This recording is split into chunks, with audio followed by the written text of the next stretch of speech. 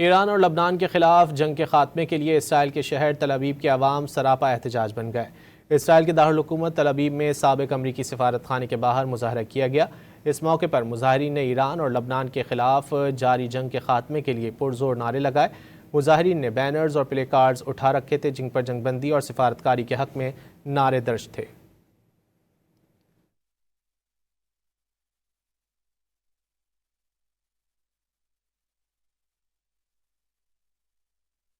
ایران اور لبنان کے خلاف جنگ کے خاتمے کے لیے اسرائیل کے شہر تل ابیب کے عوام سراپا احتجاج بن گئے۔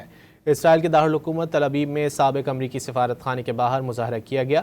اس موقع پر مظاہرین نے ایران اور لبنان کے خلاف جاری جنگ کے خاتمے کے لیے پرزور نعرے لگائے۔ مظاہرین نے بینرز اور پلے کارڈز اٹھا رکھے تھے جن پر جنگ بندی اور سفارتکاری کے حق میں نعرے درج تھے۔